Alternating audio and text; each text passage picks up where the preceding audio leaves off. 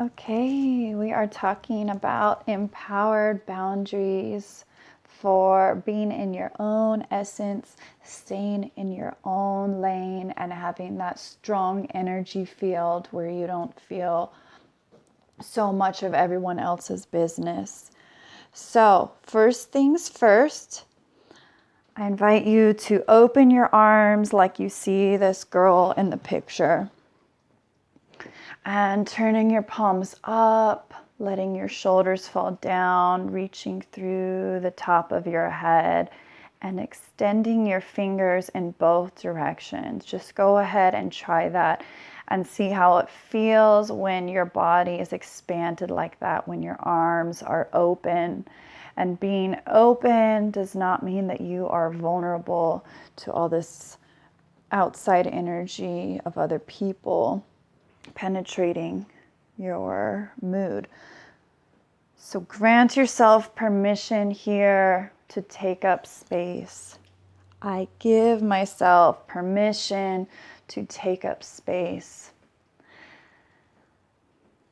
And breathe big into your chest. And then point your fingertips so they're facing up and your palms are facing away from you, like you're pressing out the energy. So expanding your field even more. And almost like you're pushing out, so you feel the nerves running from your chest through your arms, still reaching through the top of your head and pressing the energy out. And call to mind just the word blue. If you can't visualize the word blue, we're not all visual people. Call in the blue energy. The blue color is a form of protection.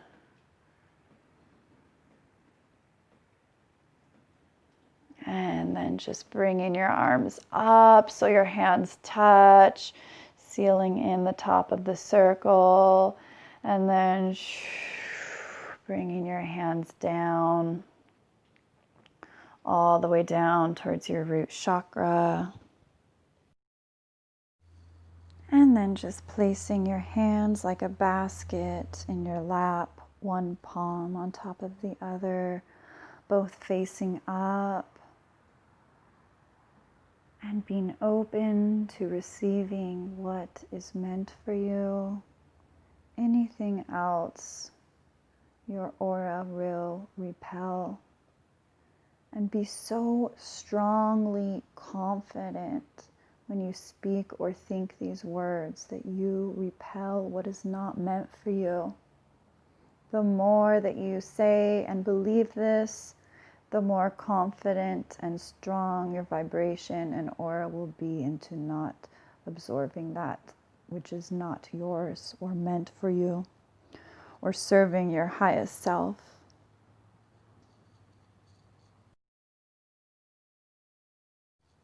So I invite you to take a pen or write in your phone in your own language your boundaries affirmation that you repeat daily. So I will repel what is not meant for me. Anything that is not serving me does not come into my energy field. Use words that feel natural for you and really believe it and feel your sovereignty as you say it.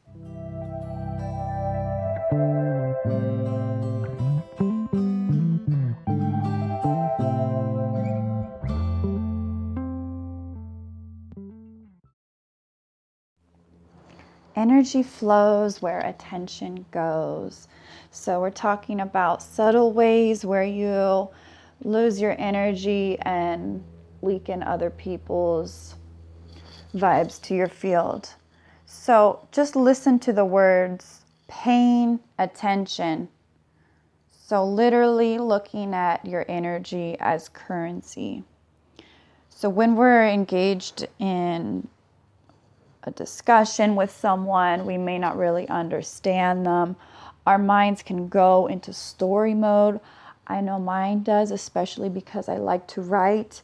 I can try to figure people out if I don't understand what they're saying.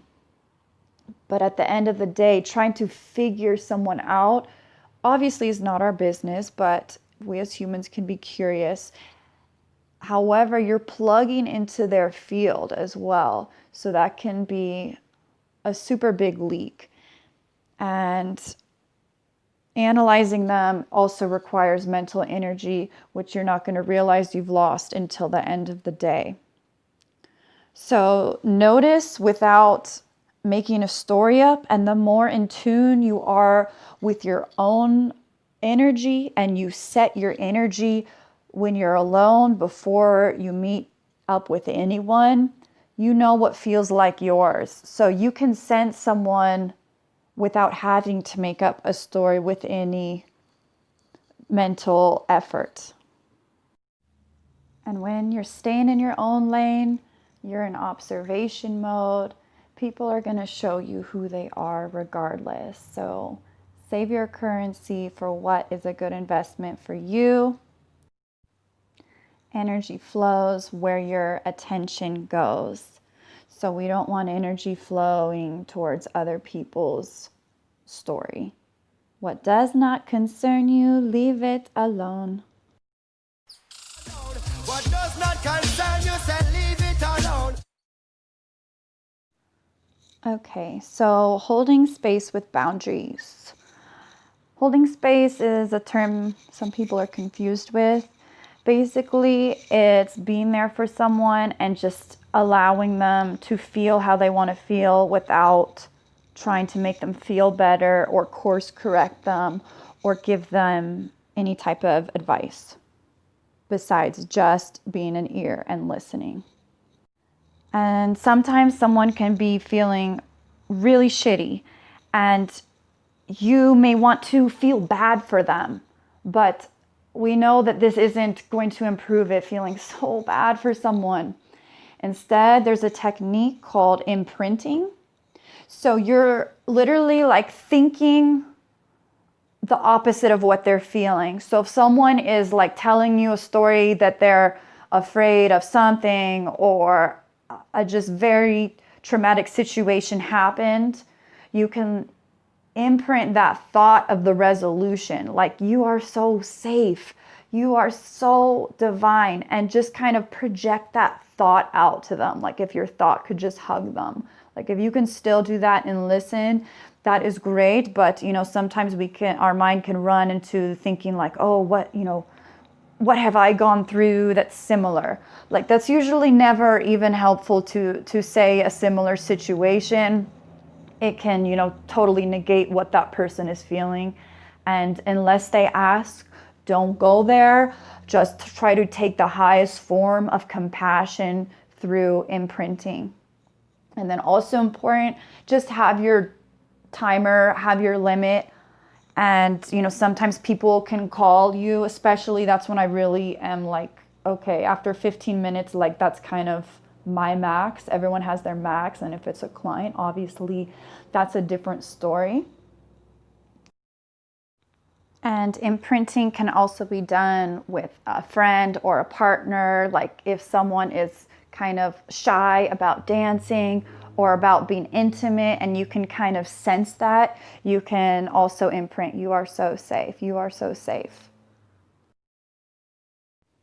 So paying attention to our body language when we're engaging with other people, whether it's our family or our jobs. And a lot of us give attention almost as like the court jester. We're the one that brings the lightness. We can make people feel better. It's, part of the expectations that we have at our job, because if someone is paying us, we want that person to be pleased. If someone loves us and we love them, we want them to feel good. And with energy boundary management, we want to notice our body language, and we can always do that with the breath. As many times as we've heard it, to just come back to the breath. It can really be a signal when we're listening to someone, we realize we're holding our breath, tensing up for them, or we're leaning super close to them, engaged. And really, we can utilize not just our energy from our own source, but we can utilize it from above. So drawing the light in from above and then shining it out of your chest. It may sound like, whoa. But the more you do it, of course, it's a practice, so it'll begin to come easier. So shining the light, running it in through the top of your head as you breathe in, and exhale as if there was a flashlight coming out of your chest, exhaling out. So this is one that you can do during meetings or any long Zoom calls. You get to just run this energy, so you're not constantly running on your own internal supply. You get to cycle in and connect with the universe. Calling our energy back is a great habit to have to keep our boundaries as our whole integrated self. All of the non-physical parts of us, we call back at the end of the day in our own way. So use words that feel natural for you and you believe in. Call back all part of your essence. I call back all parts of myself that I may have given away. Any energy that has been siphoned from me, I now call back to integrate with me. If you want to take it to the next level, I integrate with my all-knowing self, my higher self. So while you're already calling back the parts of yourself, you might as well connect with your higher self as well. You are so divine, so call back your energy so you feel like you all the time. Mwah.